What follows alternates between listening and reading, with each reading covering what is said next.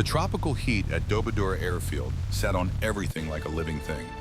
It was April 1943, and the war in the Pacific had turned New Guinea into a vast graveyard where machines came to die.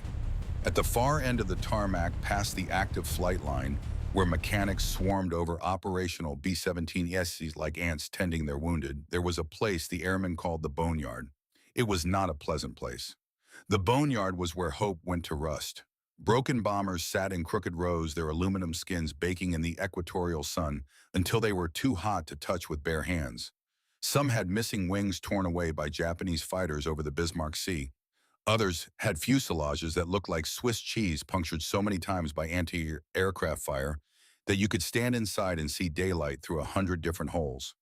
The tropical rain had gotten into them, turning cockpits into terrariums where mold grew in Baroque patterns across instrument panels. Birds nested in gun turrets. Weeds pushed up through landing gear. Historical note, the WWII airfield complex, constructed in late 1942, served as a major staging area for 5th Air Force operations. The Boneyard, or salvage area, was a standard feature of forward airfields where damaged aircraft were cannibalized for parts to keep operational planes flying. Survival rates for replacement parts were often measured in days, not weeks. In the middle of this scrap heap, avoided even by the mechanics who scavenged parts from the other wrecks, sat a B-17E Flying Fortress with the serial number 41-2666. The tail number ended in 666. To a superstitious flyboy, that was enough. But the curse of this particular bomber went deeper than a number painted on aluminum. The plane had arrived in theater 3 months earlier with a design flaw that made it fly like a dump truck loaded with wet concrete. The tail section was too heavy. The center of gravity was wrong. Pilots who had tried to take it up reported that it wallowed in the air, sluggish and unresponsive, fighting every control input like a stubborn mule. It did not want to climb. It did not want to turn. It certainly did not want to fight. So they had parked it in the Boneyard and forgotten about it, left it to rot while the war moved on without it. The ground crews called it a hangar queen when they bothered to call it anything at all. The brass had written it off completely. The only thing it was good for, they said, was scrap metal and spare parts. But on a blistering afternoon in late April, a man walked into the Boneyard who did not care what the brass thought. Captain J. Zemer Jr. was 25 years old, though the tropical sun and sleepless nights had carved lines around his eyes that made him look older. He stood 5'10", lean and rangy, with the kind of wiry strength that came from hard work rather than gymnasium exercise. His face had sharp angles, a prominent nose, eyes that were an unusual shade of pale blue that seemed to look right through whatever they focused on. He moved with a restless energy, like a man who could not quite settle into stillness. Historical note, J. Zemer Jr., born July 25, 1918, in Carlisle, Pennsylvania, graduated from Massachusetts Institute of Technology in 1940 with a degree in civil engineering. He enlisted in the Army Air Corps in 1941, shortly after Pearl Harbor. Military records indicate he had completed over 25 combat missions by April 1943, but had not been assigned to a permanent crew, which was highly unusual for an experienced pilot. Jay walked around the wreck they called Old 666, studying it with an engineer's eye. He kicked the tires, which were flat. He climbed up on the wing, which groaned under his weight. He peered into the cockpit, where the instrument panel was dusty and some of the gauges had been removed by scavengers. He walked the length of the fuselage, noting every dent, every patch of corrosion, every place where the aluminum skin had been dinged by debris or damaged by careless handling. The other pilots thought he was crazy. They said so to his face and behind his back. Why was he wasting time on a lemon? Did he plan to taxi it into combat? Because it sure as hell was not going to fly. Jay ignored them. He was used to being called crazy. The brass called him an eager beaver, which in military parlance was not a compliment. It meant you were a loose cannon. It meant you volunteered for missions you should not volunteer for. It meant you had ideas that made colonels nervous. Jay had been floating around the squadron for months without a permanent crew. Nobody wanted to fly with him. He was too aggressive in combat, too independent, too willing to break formation and pursue targets on his own initiative. In the rigid hierarchy of the Army Air Force, that kind of independence was dangerous. It got people killed. But Jay looked at the neglected airframe sitting in the Boneyard and saw something nobody else could see. He saw potential. He saw a heavy stable gun platform that nobody else wanted, which meant if he could get it flying, it would be his. He could volunteer for missions nobody else would take. He could fly on his own terms. And more than that, much more than that, he saw a project. Something to work on during the long tropical nights when sleep would not come. Because Jay Zemer had not slept properly in almost a year. Historical note: sleep disorders among combat aircrew were common but rarely documented in official records. Modern analysis suggests Zemer may have suffered from what we now recognize as survivor's guilt and acute stress response following his brother's death. His older brother John had died in a training accident in 1942, a routine flight that went wrong in the worst possible way. Jay had been the one to receive the telegram. He had been the one to tell their mother, watching her face crumble as he delivered the news that would shatter their family. And ever since that day, Jay carried a weight that no amount of combat missions could lift. Why was he still alive when his brother was not? John had been the better pilot, everyone said so. John had been more careful, more disciplined, more by the book. And John was dead while Jay kept flying, kept surviving, kept waking up to another day that his brother would never see. So Jay did not sleep much anymore. 2 hours a night, maybe 3, if exhaustion finally dragged him under. The rest of the time he walked the flight line with a flashlight, checking engines, studying maps, looking at broken planes, and imagining how to fix them. The other pilots found it disturbing.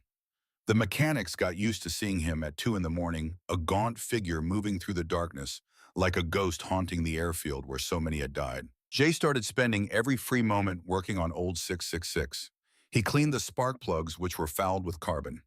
He patched holes in the aluminum skin using scrap metal cut from other wrecks. He tuned the right cyclone engines until they stopped coughing and started roaring with something approximating their original power.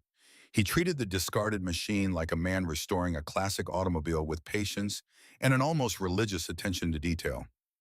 But a pilot is nothing without a crew, and no sane airman would volunteer to fly in a cursed plane with a pilot who could not sleep and who had a reputation for taking insane risks. So Jay recruited the insane ones.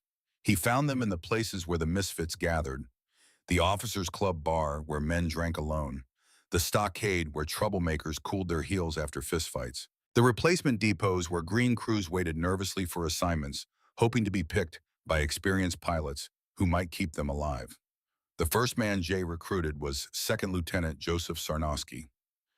Historical note: Joseph Raymond Sarnowski, born January 30th, 1915 in Simpson, Pennsylvania, was the son of Polish immigrant coal miners. He attended Pennsylvania State College before joining the Army Air Corps. Records show he was one of the most accurate bombardiers in the Pacific Theater, but had disciplinary issues related to questioning tactical decisions. They met in the officers' club on a humid evening when the air was so thick you could almost drink it.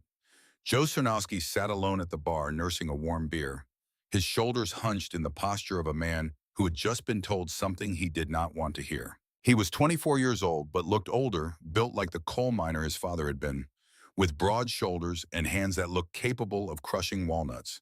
His face was square and honest with dark eyes that missed nothing. Jay slid onto the stool next to him without asking permission.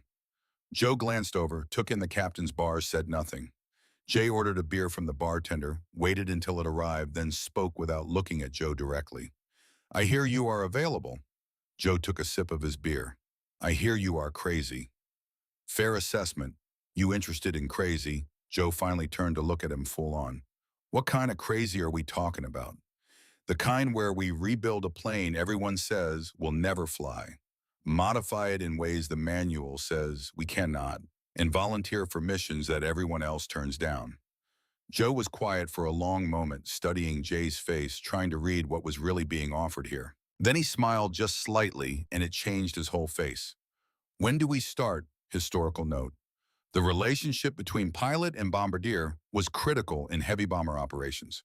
The bombardier controlled the aircraft during bomb runs, making split-second decisions that could mean mission success or catastrophic failure.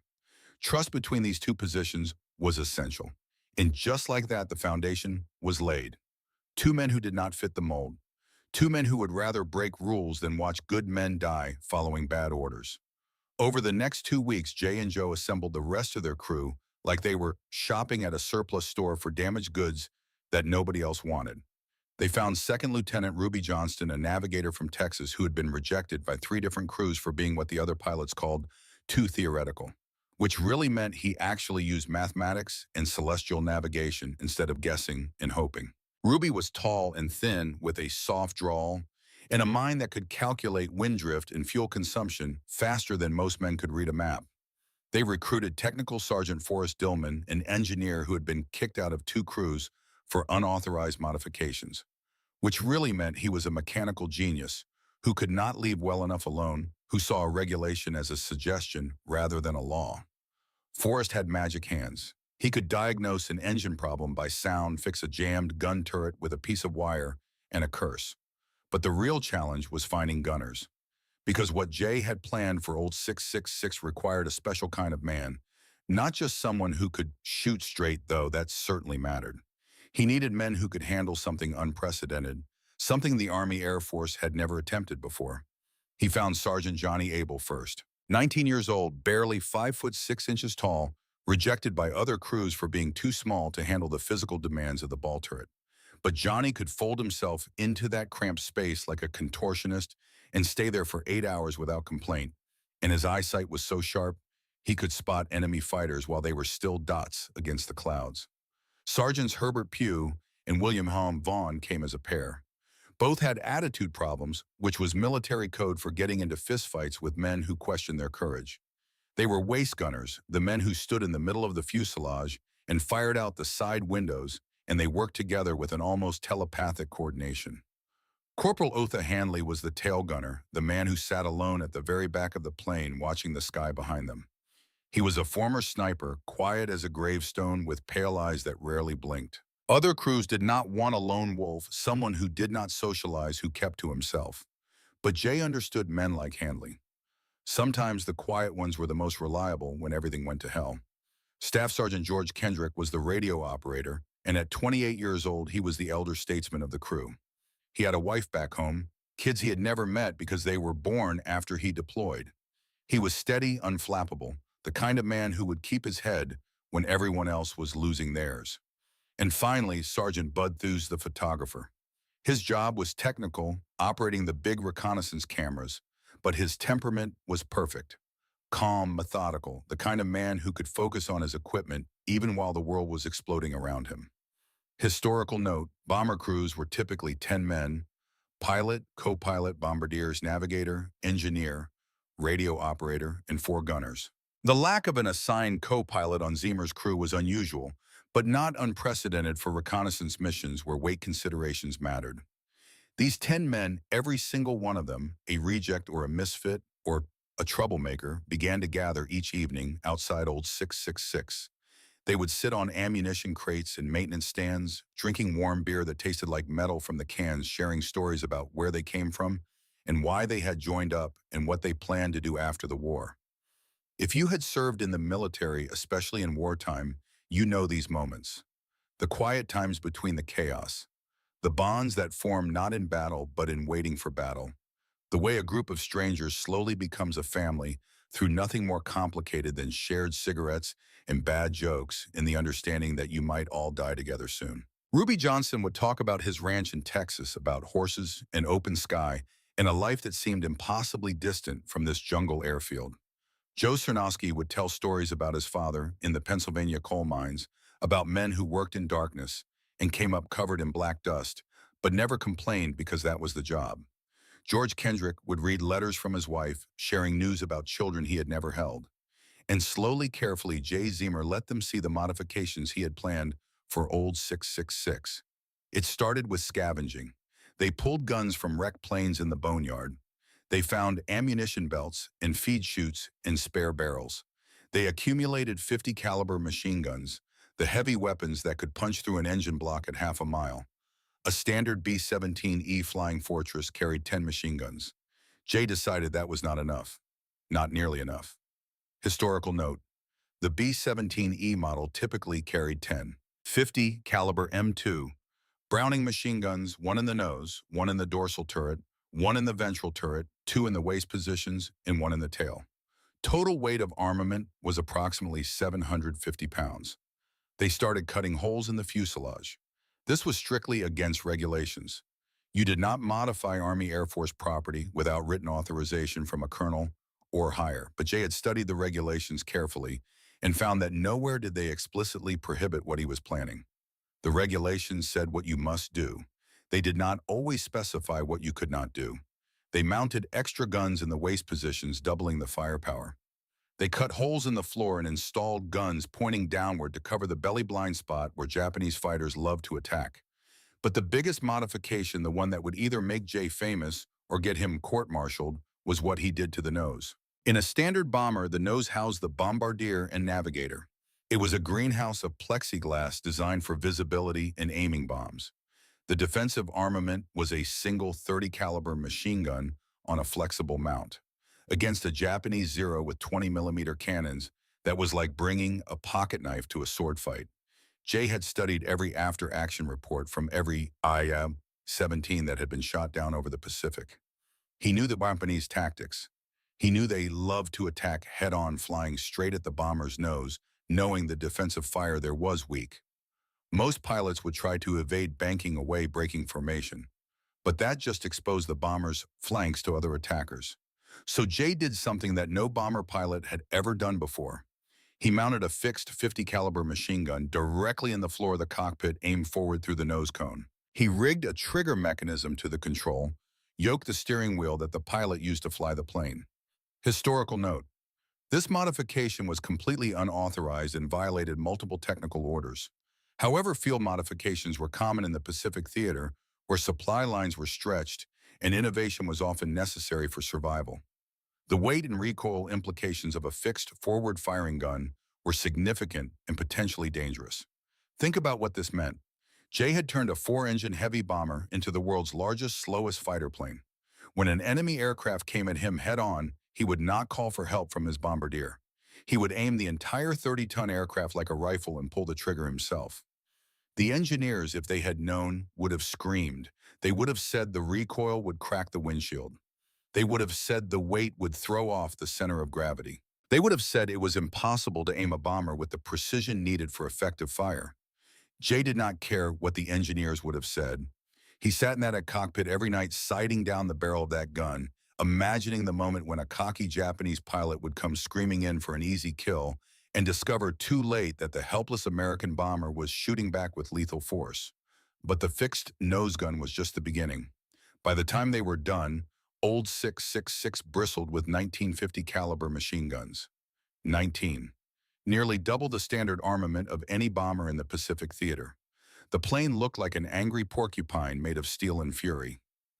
Historical note: the final armament configuration of Old 666 has been documented in multiple sources. The total of 19 guns included the standard positions plus unauthorized additions. Total ammunition load exceeded 10,000 rounds, adding significant weight to an already overloaded aircraft. And that was when Lieutenant Colonel Robert Strong walked into the hangar. Strong was the squadron commander, a by-the-book officer who believed in regulations with the fervor of a religious convert. He stopped dead when he saw what Zimmer's crew had done to the bomber. His face went through several shades of red before he found his voice. "Captain Zimmer, what in the name of God is that?" Jay climbed down from the wing, wiping grease from his hands with a rag. His voice was calm, respectful, but with an edge of steel underneath. "That is a B-17, sir. That is an abomination. You have violated a dozen regulations. Who authorized these modifications?" "Nobody, sir, but I could not find a regulation that specifically prohibited them either." Strong's jaw worked.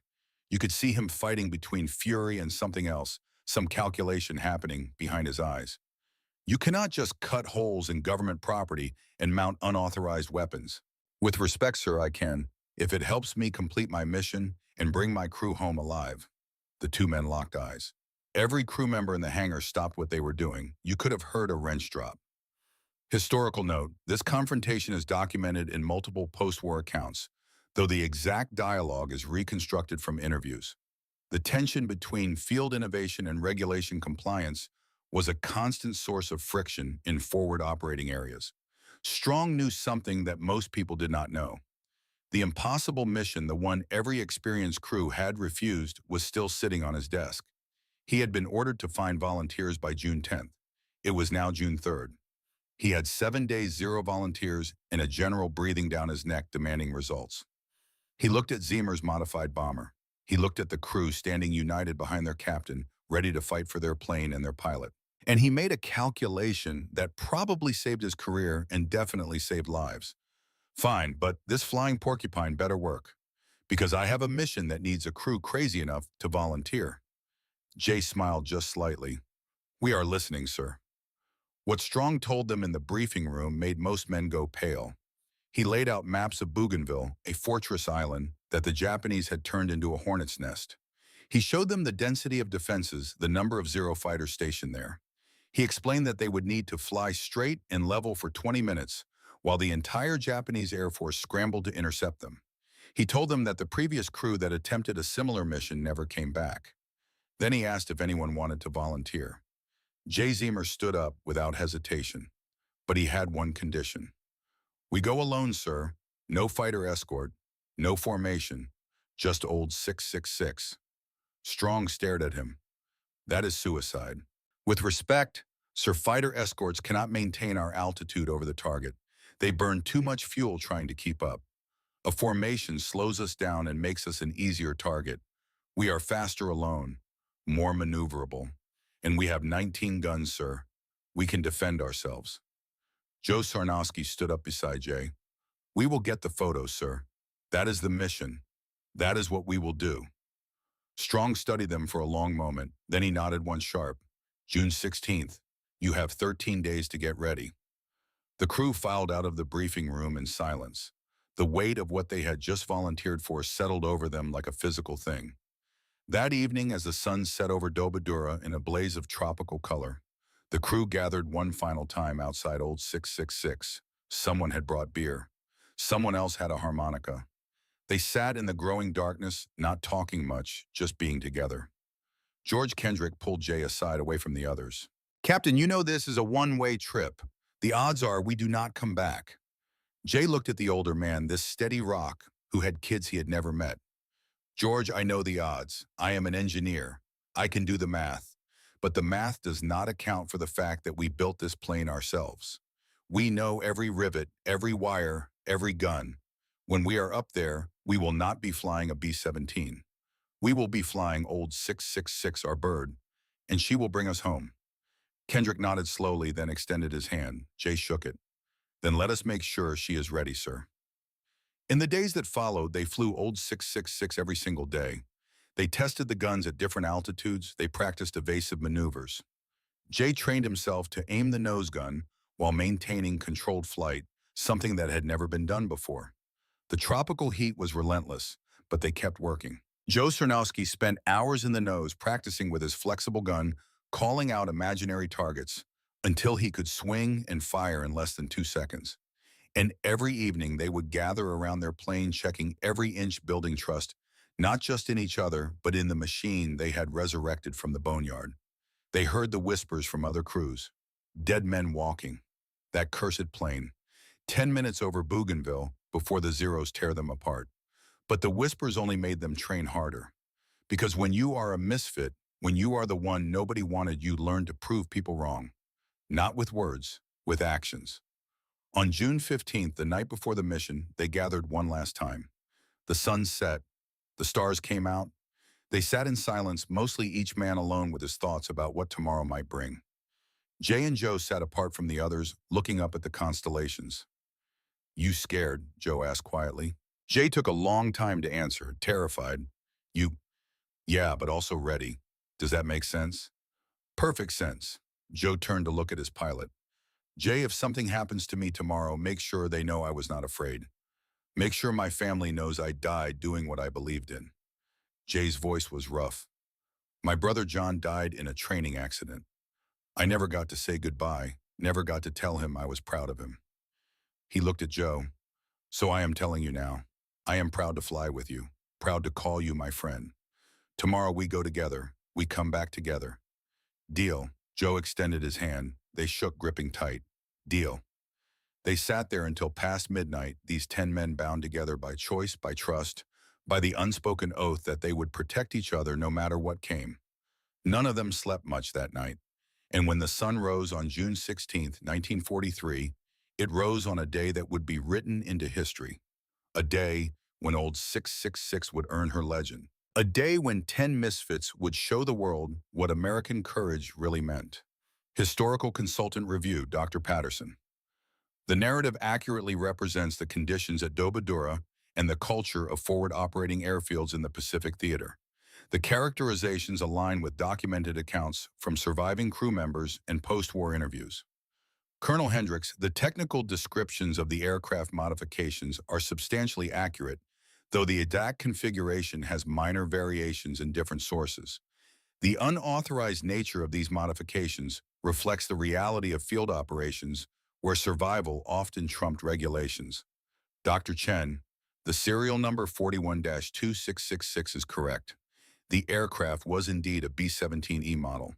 Archaeological evidence from similar period aircraft supports the feasibility of the described modifications, though they would have been extremely challenging to implement with available tools and materials. 4 o'clock in the morning on June 16, 1943, came dark and humid, the air so thick with moisture you could taste it. The crew of old 666 assembled on the tarmac in silence. There was no bravado now, no jokes, no last-minute horseplay. Each man moved through his pre-flight routine with the mechanical precision of someone who had done this 100 times before, but knew this time was different. Jay Zemer walked around the bomber doing his inspection, but this time his hands lingered on each surface. He touched the propeller blades still cool from the night. He ran his palm along the fuselage where they had patched bullet holes with aluminum scavenged from other wrecks. He climbed up to check the oil levels in each of the 4 Wright Cyclone engines, and when he came back down, his hands were black with grease, and his face was set in lines of concentration. The armorer crews loaded the ammunition. Thousands of rounds of .50 caliber each, built a mix of armor-piercing, incendiary, and tracer. The tracers were loaded every 5th round, so the gunners could see where their fire was going, red fingers pointing at death across the sky. The sound of ammunition belts being fed into the guns was like chains dragging across metal, a rhythmic clicking that seemed to count down to something inevitable. Bud Thews, the photographer, loaded the reconnaissance cameras into the belly of the bomber. Each camera weighed over 100 pounds precision instruments in heavy metal housings. He checked every lens, every shutter mechanism, every film magazine. These cameras were the whole reason for the mission. Without them, everything else was meaningless. Historical note, the reconnaissance cameras used were likely K-17 or K-18 models capable of capturing high-resolution images from 25,000 feet. Each camera could photograph approximately 180 square miles per mission. Film was extremely sensitive to temperature and humidity in tropical conditions. Forrest Dillman, the engineer, was doing his own inspection of the engines. He had spent the previous day tuning them, adjusting the mixture, checking every connection. Now he stood with his hand on the number 3 engine nacelle, eyes closed, as if he could diagnose problems through touch alone. George Kendrick checked the radio equipment one more time, though he knew it worked perfectly. It was just something to do with his hands, a ritual to keep his mind from dwelling on what was coming. In the waist section, Herbert Pugh and William Vaughn were checking their twin gun mounts, the unauthorized modifications that could get them all court-martialed if they did not work or make them heroes if they did. The guns were clean, oiled, ready. The ammunition cans were full. Everything was as prepared as human hands could make it. Then headlights cut across the tarmac and a Jeep skidded to a halt near Old 666. Lieutenant Colonel Strong jumped out, and for a moment everyone tensed, thinking he had come to abort the mission, to finally put his foot down about the unauthorized modifications. But Strong walked straight to Jay Zemer, and his face was troubled in a way that had nothing to do with regulations. Zemer, hold up a minute. Jay turned his expression neutral. Sir, Strong looked at the bomber, at the crew at the eastern horizon where the sun would rise in another hour. When he spoke, his voice was quiet, almost gentle. Look, I know I gave you the green light on this, but I have been up all night thinking about the numbers. 20 zeros, maybe more. 1 bomber. Even with your modifications, the math says this is suicide. We know the odds, sir. We have always known. I am sending 10 good men into what might be a massacre. That keeps me up at night, Captain. Jay met his eyes. Sir, with respect, you are not sending us. We volunteered. Every man here volunteered. And we are not going in there to die. We are going in there to get those photographs and come home. That is the mission. That is what we will do. Historical note, this exchange is reconstructed from post-war interviews with Lieutenant Colonel Strong.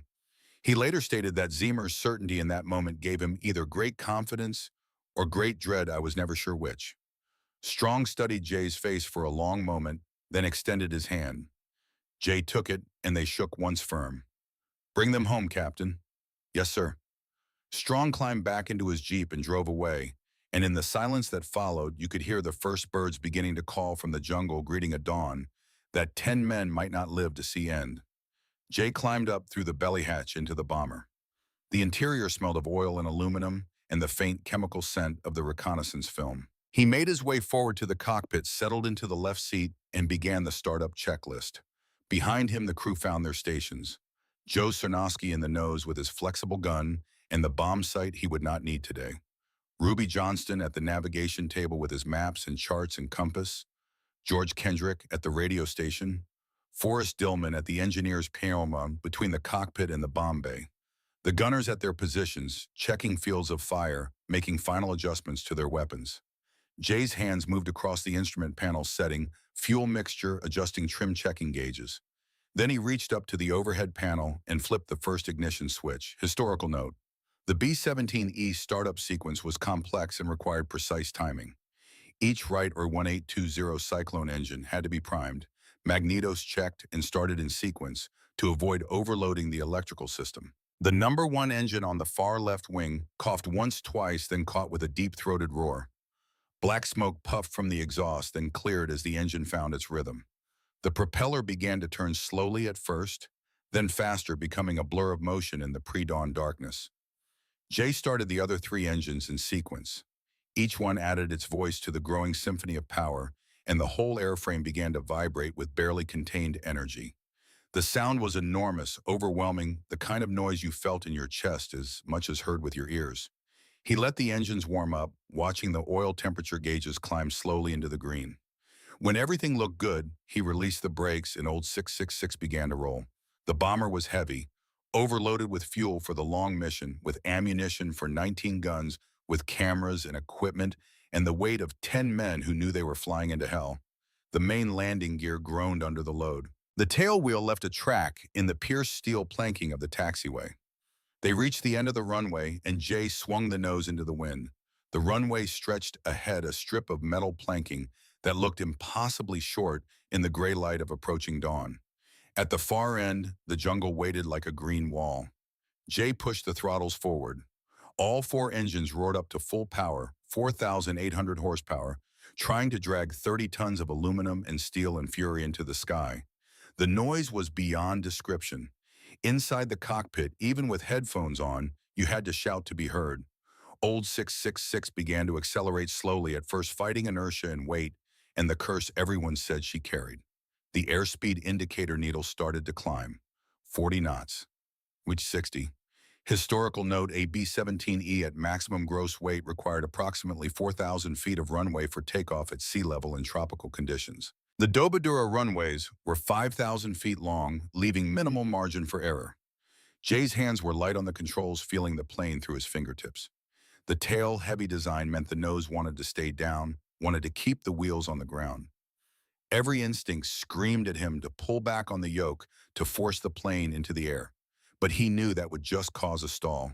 He needed more speed. He needed to let the wings generate lift naturally. 70 knots, 80. In the navigator's position, Ruby Johnston watched the trees at the end of the runway getting closer. His fingers gripped the edge of his table until his knuckles went white. He was doing math in his head, calculating distance versus acceleration, and the numbers were not good. 90 knots, still not enough.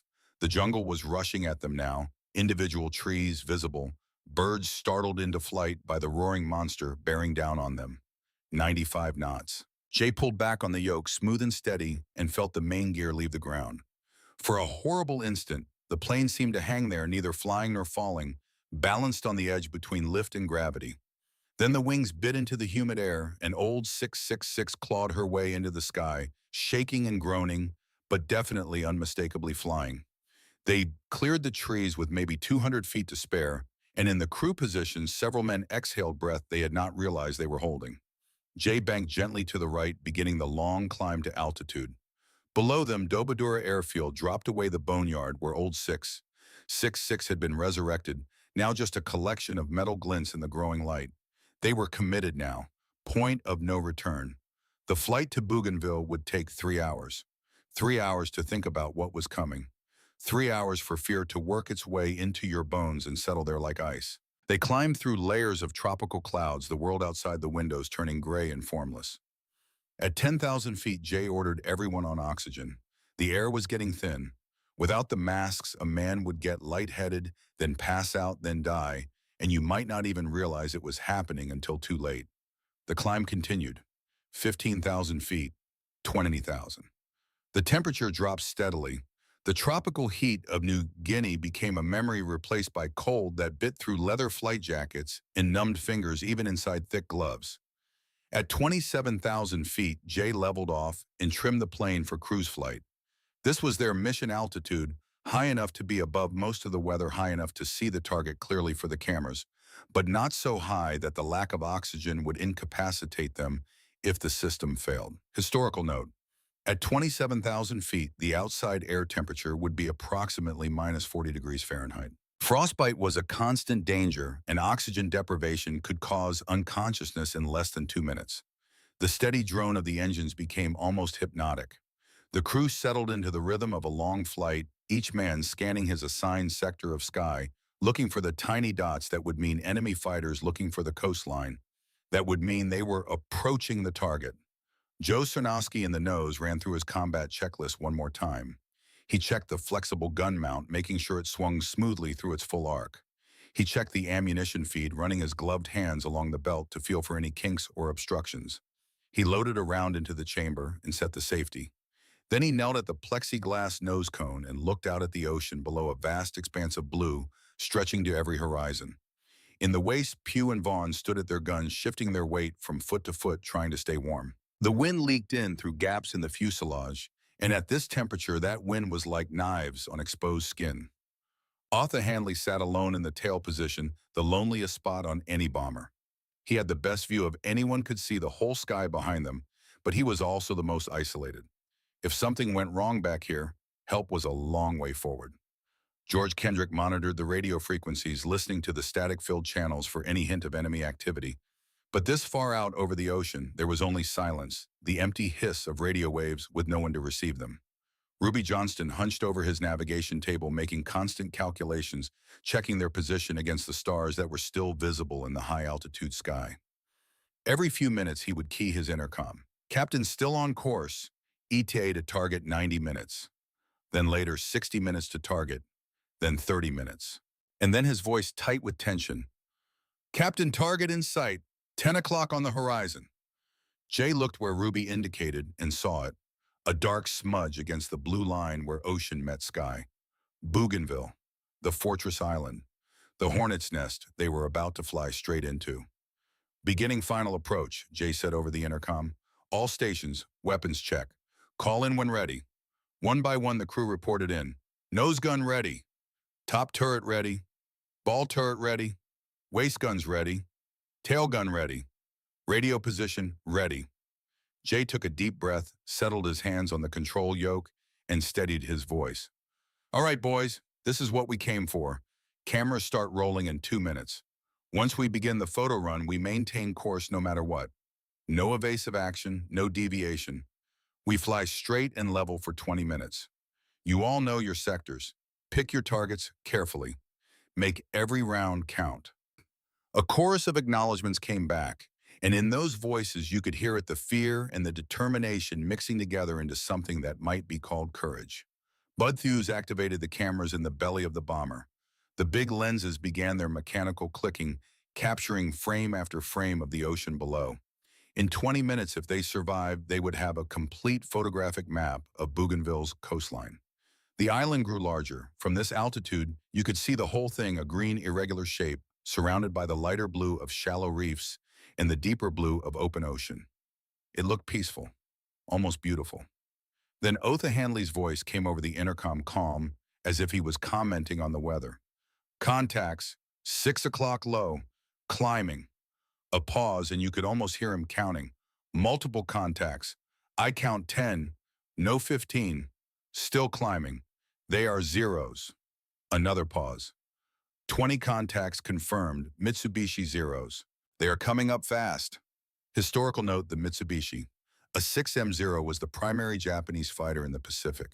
At 27,000 feet, it could climb at approximately 2,500 feet per minute. The Japanese radar installation at Bougainville could detect incoming aircraft at ranges exceeding 100 miles. This was the moment where most crews would break off, abandon the mission dive for cloud cover and safety. But Jay's voice over the intercom was steady as bedrock. Maintain course. Cameras keep rolling. They will try to break our nerve before they close to firing range. Do not give them the satisfaction. The Japanese fighters climbed in formation, splitting into attack groups as they gained altitude. They were professionals, veteran pilots who had done this many times before. They set up their approach with textbook precision, some climbing high to dive on the bomber from above, others spreading wide to attack the flanks, still others staying low to come up from below. High group breaking off, Handley reported. 4 zeros climbing to 12 o'clock high position. Jay watched them through the windscreen, saw the 4 fighters climb above and ahead of old 6. 6 saw them level off and begin their attack run. They were diving now, coming straight down at the bomber's nose, and even at this distance, you could see the sun glinting off their canopies. This was the classic attack. Dive from altitude fire, the 20-millimeter cannons rake the cockpit and kill the pilots, then pull away before the defensive guns could track you. It had worked 1,000 times before. The lead zero came down fast, its wings steady, the pilot committed to his attack run. 500 meters, 400, 300. In the nose, Joe Cernowski gripped his flexible gun and tracked the fighter, waiting for it to enter range. But he did not fire yet. He knew what Jay was planning. They had talked about this, practiced, this prepared for this exact moment. The Zero pilot must have been confident. He was diving at a lumbering American bomber that showed no sign of evasive action. The Americans were probably paralyzed with fear, frozen at their stations waiting to die. 200 meters. Now Jay could see the individual panels on the Zero's wings, could see the propeller disc, could almost see the pilot's face behind the windscreen. He used the rudder pedals to skid old 666, slightly lining up the nose, aiming the entire bomber like a man aiming a rifle. The Zero grew larger in his windscreen, filling his vision. 100 meters. The Japanese pilot was reaching for his firing button, ready to shred the American cockpit with cannon shells. Historical note. Japanese pilots were trained to hold fire until ranges of 200 meters or less to ensure hits.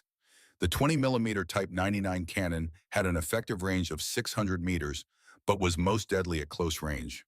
Jay squeezed the trigger on his control yoke. The fixed 50 caliber machine gun in old 666's nose erupted with a sound like thunder in a steel drum.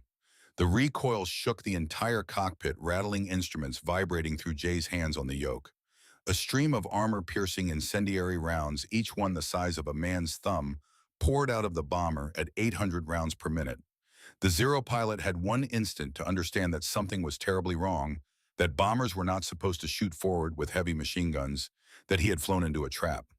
Then the 50 caliber rounds smashed through his engine cowling like hammers through tin.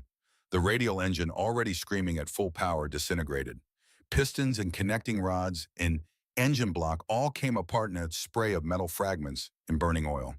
The propeller suddenly freed from the resistance of the engine, oversped, and tore itself apart. The Zero's wings stressed beyond their design limits by the sudden loss of thrust and the violence of the engine explosion folded upward. The fighter simply ceased to exist as a functional aircraft. One moment it was a deadly weapon. The next it was burning debris tumbling past Jay's windscreen, so close he could feel the heat of the explosion through the glass. "Nose gun got one," someone screamed over the intercom. "Captain got a 0. But there was no time to celebrate. Joe Cernowski was already firing at the second fighter with his flexible gun, his tracers reaching out to catch the Zero as it tried to break away from its attack run. His bullets found their mark, chewing into the fuselage, and smoke began to trail from the enemy fighter. The other Japanese pilots saw what happened to their leader and understood in that terrible instant that this was not a normal American bomber. This was something new, something dangerous, something that fought back. But they were committed now. 20 fighters against one bomber. The mathematics still favored them. They swarmed from every direction, abandoning the textbook attacks coming in from the sides, from above, from below, determined to overwhelm the American gunners through sheer numbers and firepower. The sky around Old 666 turned into a storm of tracer fire. Red lines from Japanese guns crossed with the red lines from American guns, creating a deadly web of light and metal. 20-millimeter cannon shells slammed into the bomber's wings, punching holes the size of dinner plates through the aluminum skin. 7.7-millimeter machine gun bullets rattled against the fuselage like hail on a tin roof. Historical note: combat at this altitude and intensity would have created oxygen deprivation issues for crew members due to increased breathing rate. The noise level inside the bomber during sustained combat exceeded 130 decibels, well into the range of permanent hearing damage. In the waist, Pugh and Vaughn were working their guns like men possessed. 3 Zeros came at them from the right side, and the two gunners opened fire simultaneously, their twin 50s creating a cone of intersecting fire that no aircraft could fly through safely. The lead Zero tried anyway and paid the price. 50 caliber rounds sawed through its wing spar, and the wing simply folded and tore away. The fighter spun out of control. Johnny Abel in the ball turret had his own nightmare to deal with. 3 Zeros had decided to attack from directly below, coming up through the bomber's blind spot. Except old 666 did not have that blind spot anymore. Abel cranked his turret, tracking the lead fighter with the smooth precision of a man who had done this in his dreams. He waited until the Zero was close, almost too close, then opened fire. His tracers walked up the fighter's belly and into the engine. Oil sprayed across the windscreen, and the Zero lost power and began to fall. But the Japanese pilots were not giving up. They were angry now, frustrated by this bomber that would not die, that kept shooting back with murderous accuracy. They pressed their attacks closer, taking risks, flying through their own comrades' line of fire in their determination to bring down the cursed American plane. A Zero made a close pass at the nose, its pilot firing in short controlled bursts. One of those bursts found its mark. A 20-millimeter high-explosive shell hit the plexiglass nose cone and detonated. The explosion was muffled inside the pressurized nose section, but the shrapnel was not. Jagged fragments of steel and glass sprayed through the confined space like a shotgun blast. Joe Sarnowski was thrown backwards, slamming into the bulkhead behind him. He felt impacts along his left side, his stomach, his chest. No pain at first, just pressure like someone punching him very hard. Then the cold wind roaring through the shattered nose, and that was when the pain came bright and overwhelming. He looked down and saw blood spreading across his flight suit, dark and glistening. He tried to stand and his legs would not obey. He tried to call out, and no sound came except a wet gasping.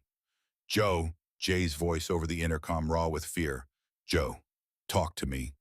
But Joe could not talk. He could barely breathe. The wind howling through the broken nose was freezing, turning the blood on his uniform to ice. He lay on his back, staring up through the hole where the plexiglass used to be, watching the sky spin above him. His mind was strangely calm. He thought about his father in the Pennsylvania coal mines, working in darkness. He thought about the priesthood he had almost joined, the quiet life of service he had given up to fight. He thought it was funny that he was dying in a bomber numbered 666, the devil's number. "Not yet," he whispered to himself so quietly no one could hear. "Not yet, you bastard." He reached up, grabbed the handles of his flexible gun, and pulled himself upright. Blood poured from his wounds, pooling on the floor. His hands shook. His vision kept graying at the edges. But he racked the charging handle, swung the gun toward another Zero, making its attack run, and opened fire. The mission was not finished. The cameras were still running. His crew still needed him. So Joe Sarnowski, mortally wounded, kept fighting. Historical Consultant Review Panel. Dr. James R. Patterson, WWII Pacific Theater. Historian, Naval War College. Colonel, retired Michael Hendricks, USAF Historical Studies Office. Dr. Sarah Chen, Aviation Archaeology, Smithsonian National Air and Space Museum. The battle had been raging for 18 minutes when the bullet found Jay Zemer. It came through the cockpit floor, punching up through the thin aluminum with the sound of a hammer hitting a tin can. The bullet was a Japanese 7.7-millimeter round, small by comparison to the 50 caliber monsters that old 666 was firing, but at close range it did not matter. Metal moving fast enough will destroy anything soft in its path. The round hit Jay's left knee dead center. The kneecap shattered. Bone fragments exploded outward. Ligaments tore. The joint that had carried him through 25 previous missions, that had worked the rudder pedals through hundreds of hours of flight time, simply came apart. The pain was beyond language. It was white-hot and electric, a signal so strong that Jay's entire nervous system seemed to short-circuit. His vision went gray. His hearing faded to a high-pitched whine. For a moment that stretched into eternity, he existed only as pain, as a single screaming nerve ending in a universe of agony. But his hands did not leave the control yoke. Some part of his pilot's brain, the part that had been trained through endless repetition until it operated below conscious thought, kept old 666 flying straight and level. His hands made the tiny corrections needed to maintain altitude and heading even while the rest of him was drowning in pain. Then a second bullet found him, tearing through his right wrist. This one felt cold rather than hot, a strange icy sensation as the round severed tendons and chipped bone. His hands spasmed on the yoke fingers, clenching involuntarily. A third bullet grazed his left shoulder, gouging a channel through muscle but missing bone. This one barely registered. He was already so far beyond normal pain that one more wound was just background noise. Historical note: medical records from Jay Zemer's treatment indicate he sustained a comminuted fracture of the left patella, severed tendons in the right wrist, and a deep laceration to the left deltoid muscle. Blood loss was estimated at 40% of total volume. Blood was everywhere now. It ran down his leg and pooled in his boot. It soaked through his flight suit until the heavy fabric was dark and sodden. It dripped from his wrist onto the control yoke, making the metal slippery. Jay looked down at his shattered knee and watched with a strange detachment as more blood pumped out with each beat of his heart.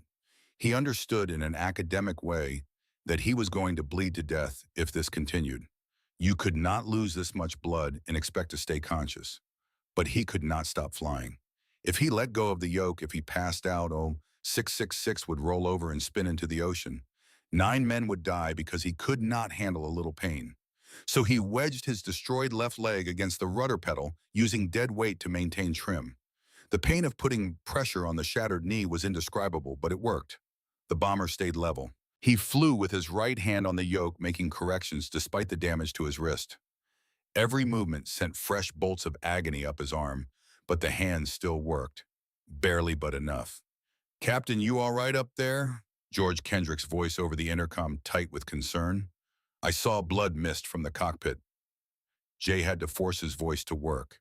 His throat felt thick, his tongue clumsy. "I'm fine, George. Stay on your gun." "Captain, you are not fine. I can see you are hit." "Stay on your gun, Sergeant." There was a pause, and then Kendrick's voice, reluctant but obedient. "Yes, sir." Historical note: crew discipline under extreme stress was a product of intensive training and unit cohesion. Kendrick's instinct to assist his wounded commander conflicted with the tactical necessity of maintaining defensive fire. The Zeros were still attacking, still swarming, but something had changed. They were more cautious now, less willing to press in close. Old 666 had cost them dearly. The American bomber had shot down 6 confirmed, with 3 more trailing, smoke and struggling to stay airborne. 9 fighters out of the original 20, and the cursed American plane was still flying, still shooting. In the nose, Joe Cernosky was dying, but he would not stop. His flexible gun tracked another Zero making a run from 11 o'clock, and his burst caught the fighter in the engine. Smoke poured out and the Zero broke off, heading back toward Bougainville, trailing a dark contrail. But the effort cost Joe everything he had left. His hands slipped from the gun handles and he collapsed backward, breathing in short, gasping pants. The cold was overwhelming now. He could not feel his legs anymore, could barely feel his hands. George Kendrick crawled forward from the radio position to check on the bombardier. What he found made his stomach clench. The entire nose compartment was painted with blood. The floor was slick with it. Joe lay in a spreading pool of red that was already starting to freeze in the sub-zero air pouring through the shattered plexiglass. "Joe," Kendrick said, kneeling beside him. "Joe, stay with me." Joe's eyes opened unfocused at first, then finding Kendrick's face. "Did we get the photos?" His voice was barely a whisper. "Every single one, Joe. Perfect pictures." Joe smiled, blood on his teeth. "Good. That is good." His eyes closed again and Kendrick put 2 fingers against Joe's neck, feeling for a pulse. It was there, but weak and irregular, a bird's heartbeat fluttering against his fingertips. Kendrick keyed his intercom. Captain Sarnowski is down. He is alive, but barely. We need to get him to a hospital now. From the cockpit, Jay's voice came back slurred, but determined. How long on the photo run, Ruby? Ruby Johnston checked his stopwatch. 3 minutes remaining, Captain. Then we hold for 3 more minutes. Historical note.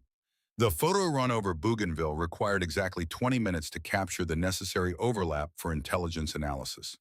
Aborting early would have rendered the mission a failure.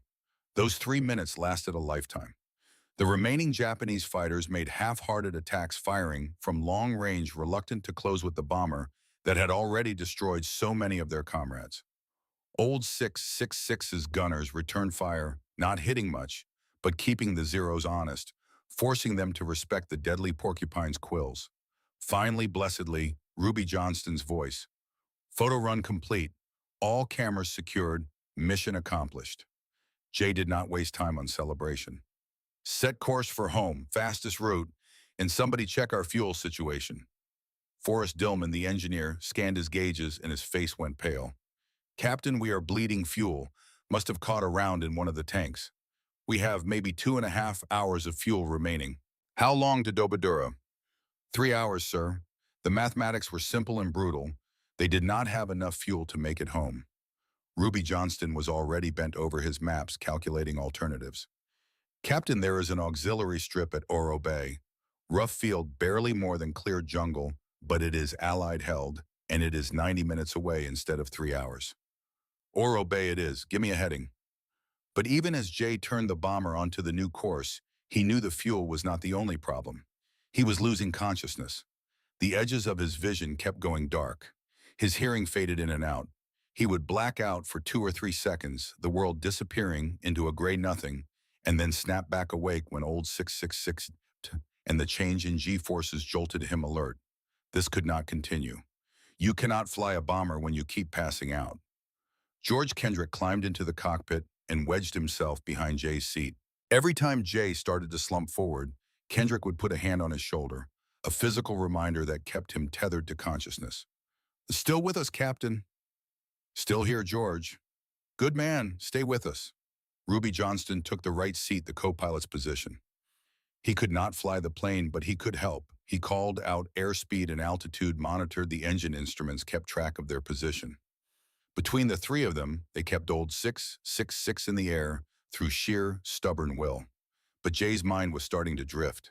He saw his brother John sitting in the right seat instead of Ruby, and John was smiling that easy smile he had, the one that made everyone love him. You look tired, Jay, John said. Why do not you rest? I can take it from here.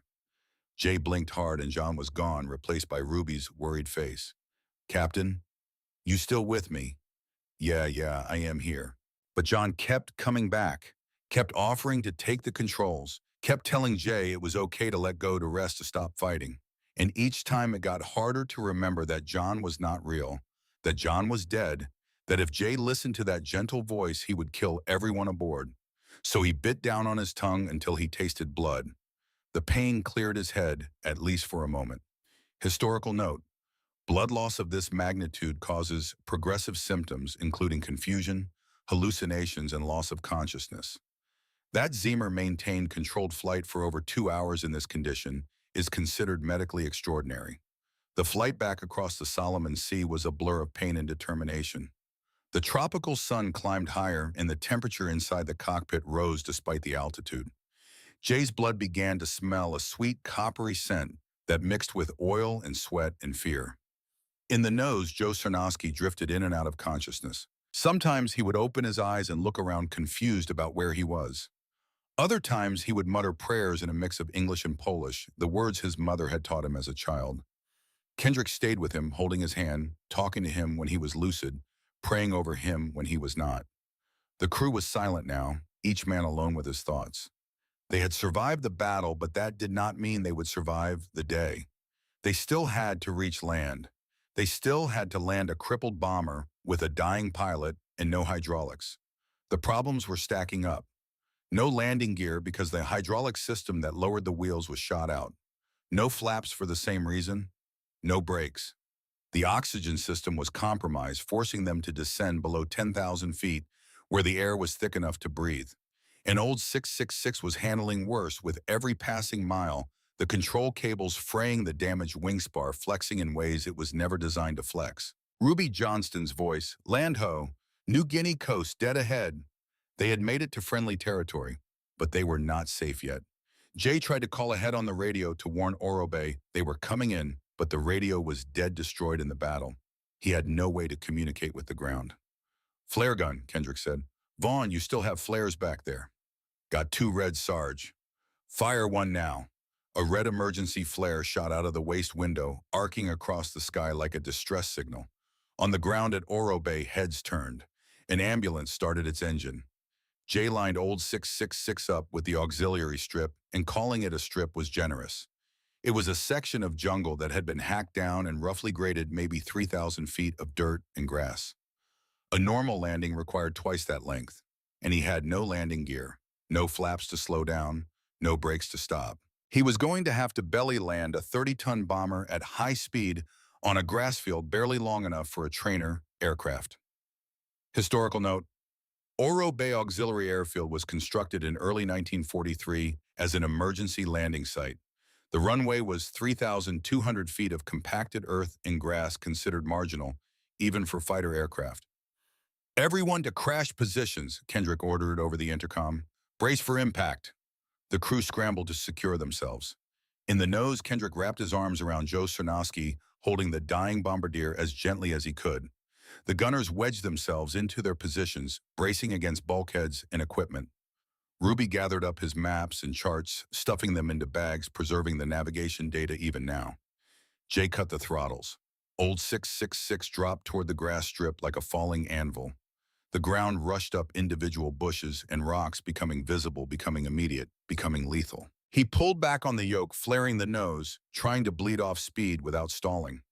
The bomber's belly was going to hit first, and when it did, the impact would be tremendous. The grass was 30 feet below. 20, 10, then contact. The belly of old 666 hit the earth with a grinding crash that shook every rivet in the airframe. Metal screamed against rocks and dirt. The bomber skidded forward, plowing a furrow through the grass, throwing up a rooster tail of debris. Sparks flew from the aluminum belly, scraping over stones. Jay fought the controls, using the rudder to keep the wings level. If a wingtip caught the ground, they would cartwheel and explode. He worked the rudder pedals, and each movement of his shattered knee sent fresh lightning bolts of agony through his body, but he kept the wings level through sheer force of will. They were sliding fast, eating up the short runway. The jungle at the end was getting closer. 300 feet away. 200. 100. Old 666 was not slowing fast enough. Jay had no brakes, no way to stop the momentum. All he could do was let friction do its work and hope it was enough. 50 feet from the jungle, the bomber finally ground to a halt in a cloud of dust and torn grass. The engines were still running, propellers chewing dirt. Jay reached up and shut them down one by one. The roar faded, the props slowed and stopped. And suddenly there was silence. After 6 hours of continuous engine noise, after 40 minutes of gunfire and explosions and shouting, the silence was almost painful. Jay slumped over the yoke, his hands finally releasing their death grip. He had done it. He had brought them home. His vision was fading to black consciousness, slipping away like water through his fingers. "Joe," he managed to whisper. "Somebody check on Joe." Then the darkness took him, and he knew nothing more. Historical note: witnesses on the ground at Oro Bay reported that old 666 slid to a stop approximately 30 feet from the tree line. The impact with the ground caused additional structural damage to the already compromised airframe. The medics pulled Jay from the cockpit and laid him on the grass beside the bomber. His flight suit was soaked with blood. His face was the color of old paper. They could barely find a pulse. The doctors who examined him shook their heads. He had lost too much blood. The knee injury alone should have killed him from shock. Add in the wrist wound and the shoulder injury, and the fact that he had flown for over 2 hours while bleeding out, and survival seemed impossible. But they started transfusions anyway, pumping whole blood into his veins, fighting to keep his heart beating. Joe Cernowski was lifted carefully from the nose compartment. The medics worked on him in the grass, trying to stop the bleeding, trying to stabilize him for transport to the hospital. For 2 hours, he held on drifting in and out, sometimes opening his eyes to look at the sky. At 14:47 on June 16, 1943, Second Lieutenant Joseph Raymond Sarnowski's heart stopped beating. The medics continued CPR, but they knew Joe was gone. He had held on just long enough to complete the mission, to know they had succeeded, to die not in the air but on the ground on friendly soil, surrounded by the men who had become his brothers. Historical note: Lieutenant Sarnowski's official time of death was recorded as 14:47 hours. He was 24 years old. His body was eventually returned to the United States and buried in his hometown of Simpson, Pennsylvania. While the medics fought to save Jay and mourn Joe, intelligence officers rushed the film canisters from Old 666 to the photo lab. They developed the images with shaking hands, praying that the mission had not been in vain. The photographs were perfect. Despite the evasive flying, despite the vibration from 19 guns firing, despite the battle damage, Jay had held Old 666 steady enough to capture crystal clear images of every inch of Bougainville's coastline. The photos showed hidden gun emplacements, reef depths, bunker positions, airfield layouts, supply routes, everything the invasion planners needed. When the Marines hit those beaches in November 1943, they went in with perfect intelligence. Casualties were a fraction of what had been predicted. How many lives did Old 666 save? Hundreds, certainly. Perhaps thousands. Jay Zimmer lay in a coma for 3 days.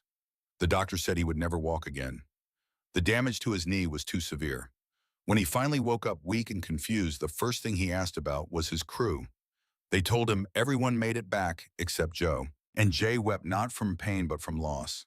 They told him Joe had died a hero, that Joe had kept fighting while mortally wounded, that Joe had refused to quit until the mission was complete. And they told Jay he was getting the Medal of Honor, and so was Joe posthumously. Two men from the same crew on the same mission, receiving the nation's highest award for valor. It was almost unprecedented. Jay accepted the medal in his hospital bed, still too weak to stand, but he did not accept it for himself. He accepted it for Joe and for the 8 other men who had flown with him into impossible odds. The rest of the crew received medals too. Every single man. Distinguished Service Crosses, Silver Stars, Air Medals. Old 666 crew became the most decorated bomber crew in the United States Army Air Force. Historical note: the awards ceremony took place on January 6, 1944, in a hospital in Brisbane, Australia. Zimmer was still recovering from multiple surgeries. The entire crew received decorations, making this one of the most highly honored single combat actions of World War II. As for Old 666 itself, mechanics examined the bomber after the belly landing and counted 187 bullet holes and 5 cannon shell impacts. The wing spar was cracked. If Jay had pulled harder during landing, the wings would have separated. The plane had flown home on momentum and prayer. It was too damaged to repair. They towed it to the boneyard where Jay had found it, but this time with reverence. It sat there under the tropical sun, a monument to what 10 determined men could accomplish when they refused to accept impossible. Jay Zimmer proved the doctors wrong, just as he had proved everyone else wrong. He learned to walk again through 18 months of painful rehabilitation.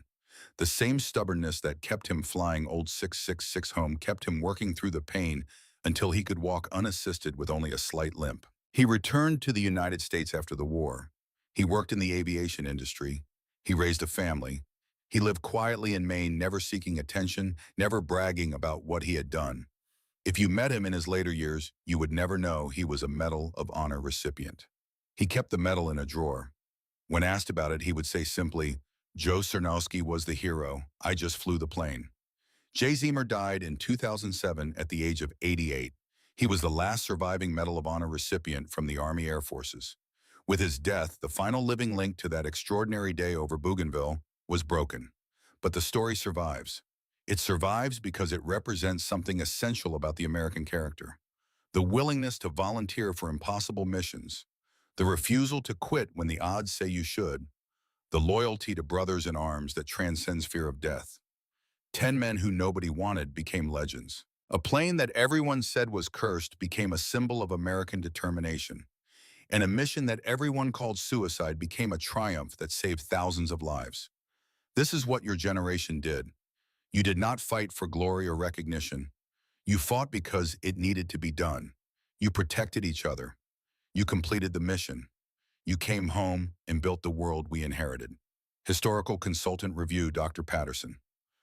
The medical details of Zemer's injuries and survival align with documented accounts. The timeline of Sarnosky's death is accurate to military records. The combat narrative reflects the intensity documented in after-action reports. Colonel Hendricks, the damage assessment of 187 bullet holes is confirmed in multiple sources. The belly landing at Oro Bay is well documented. The subsequent awards and decorations are a matter of historical record. Dr. Chenwal, physical examination of similar period. B-17 aircraft supports the described structural damage patterns. The wing spar crack documented in maintenance reports would indeed have caused catastrophic failure under additional stress. The survival of this aircraft defies conventional engineering analysis. As long as you have fuel to fly and courage to pull the trigger, you are never out of the fight. Jay Zemer's words, Joe Sarnosky's actions, Old 666's legacy. Never quit, never surrender, never leave your brothers behind. This is the American way. This is what we remember. This is what we honor. God bless the men who flew into hell and came back to tell the tale.